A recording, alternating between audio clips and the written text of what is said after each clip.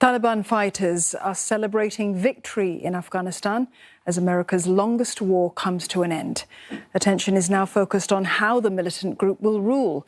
Nearly 2,500 US troops and an estimated 240,000 Afghans have been killed over 20 years.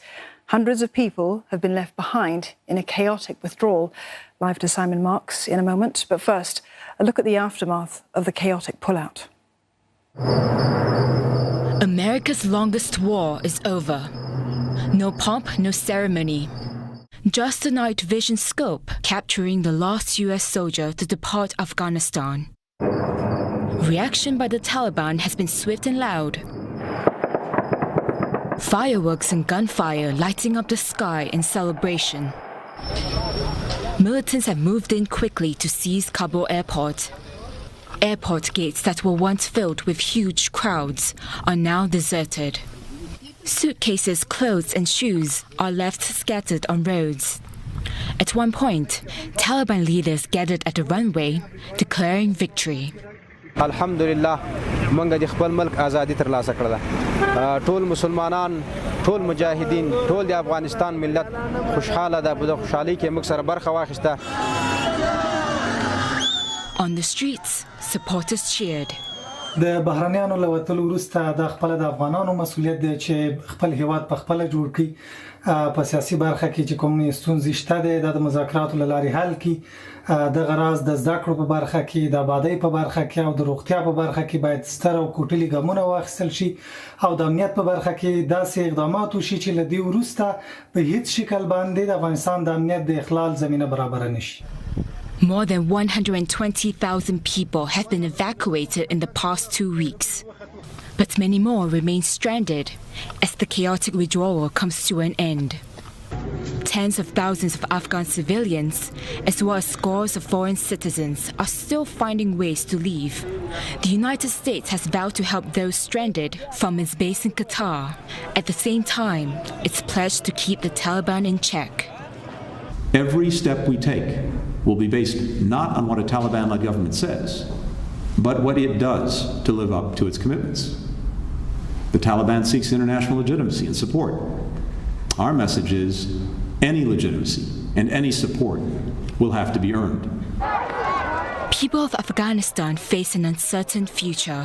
The United Nations has already warned that a humanitarian crisis is just starting. A third of the country is malnourished, worsened by severe droughts.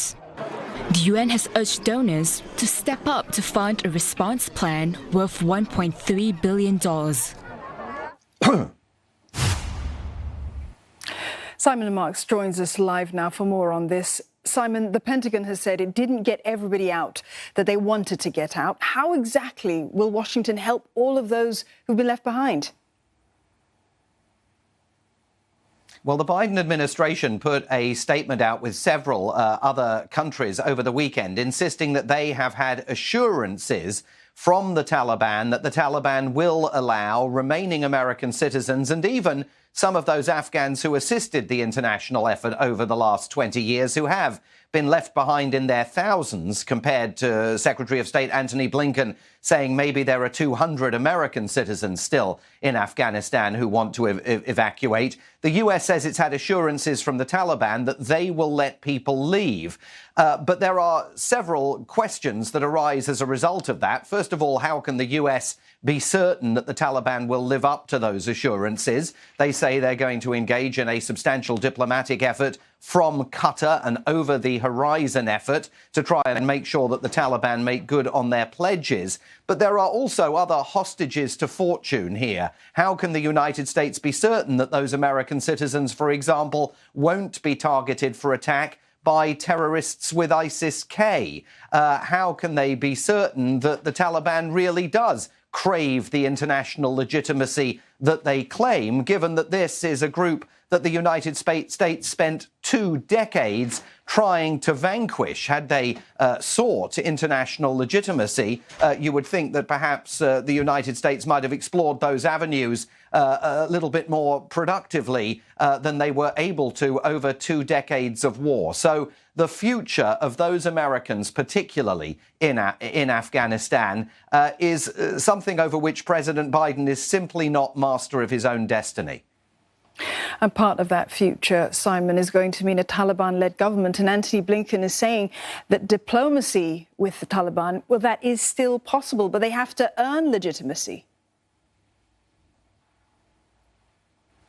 Yeah, I mean, diplomacy, they say, is still possible, but not sufficiently possible for the United States to leave any diplomats in Kabul itself. This wasn't just a military withdrawal. It ended the period that has seen for many, many years now the United States diplomatically represented in the Afghan capital. The US, Britain, its other international partners to a large extent are taking a wager here. They believe that they've got leverage over the Taliban, and that the key issue there is recognition of a Taliban government in Afghanistan. The United States, essentially, they believe, can set the terms for diplomatic recognition of any Taliban government. That, again, is a hostage to fortune at a time when congressional hearings are just about to start gearing up into what has taken place over the last several weeks in Afghanistan, and why President Biden, who will be speaking later here today, presided over what his critics argue was an entirely botched military withdrawal that left $85 billion worth of weaponry on the battlefield that has now fallen into the hands of the Taliban. So the White House would like to move on. They say they have an enduring commitment to all of those people left behind, but the political process here in Washington is not going to allow them to move on from this crisis anytime soon. Simon, thank you for that update. Simon Marks there in Washington, D.C.